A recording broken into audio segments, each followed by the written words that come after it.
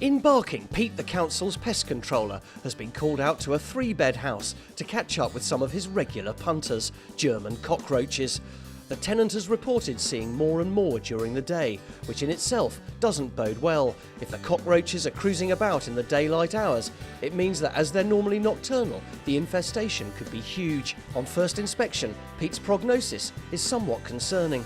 I would say a good few hundred. I would say. Especially if you come at night. Only because I can see by the stages of the nymphs on the top here. They're just running everywhere. If you see them during the day walking around in cupboards and all that, you will have a problem. I'll guarantee that once I pull these out, that there should be a fair amount because it's warm and it's dark. It's a good hiding place for them. Before Pete delves behind the white goods, he administers pinprick-sized blobs of poison in the dark recesses of the worktops and the cupboards. This poison is utterly delicious to the cockroach, and as cockroaches are also cannibalistic, secondary poisoning will knock out loads more as the others eat the carcasses. But time now to see what's behind the fridge. Right, basically what I want to do is, seeing the numbers of cockroaches, I will be surprised if we ain't got a lot behind here. So I want to try and pull them out on these and have a look behind them. But nothing can prepare Pete for what's lurking in the dark. This is one of the worst I've ever seen. With an infestation of this magnitude, Pete's going to have to use the whole arsenal of poisons available to him to even stand a chance of getting the upper hand.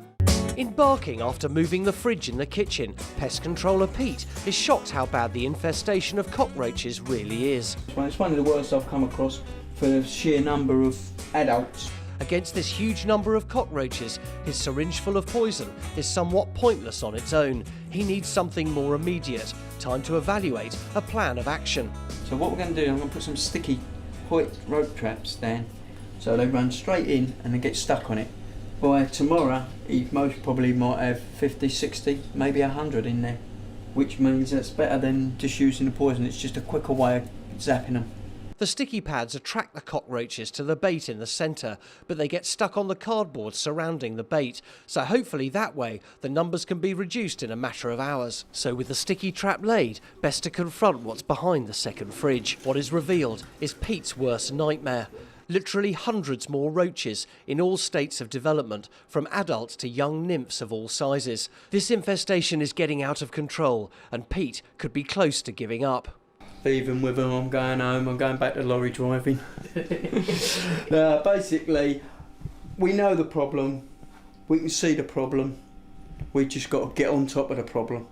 Pete's got to act fast as they're multiplying before his very eyes. As you can see, you got a pair there mating. So we end up with another 30, 40 babies, which I don't think really matters to him at the moment after seeing all this lot up here and round there. If someone's got a phobia of insects, then, you know, they would have to move out. There's no way they'd live in this house. If what was behind the fridge is horrendous, the only bit of good news is the sticky pad is almost immediately having an effect. Just a minute ago, you see me bait this up and pull it down there. We open this up, and that is in the space of how many minutes? Minute and a half, 2 minutes.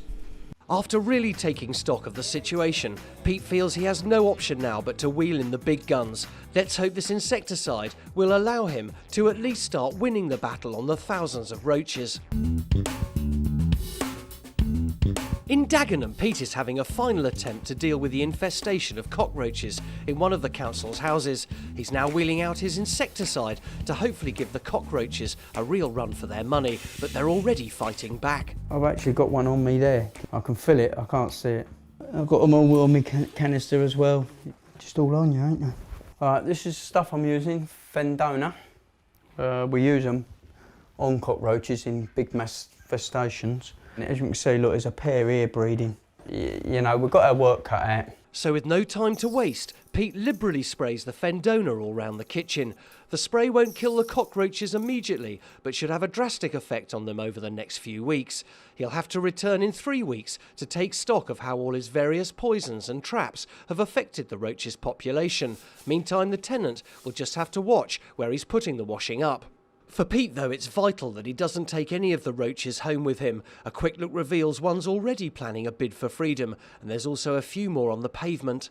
One there, 2, 3. Best then to meticulously check everywhere. Basically, I've got to strip right down to virtually nothing. I might seem a bit OT over the top, but at the end of the day, you see the infestation in there. I don't want that in my house, so I prefer to take this procedure. I know I ain't got the best body, but there you go. This is the worst I've had. I've never had this many on me. After spraying down not only himself but also the camera crew, Pete is pretty sure he isn't taking any presents home with him, so hopefully the infestation will remain solely in the unfortunate tenant's kitchen. Since the filming of the show, Pete has returned to the cockroach house, but alas, there's more work to do.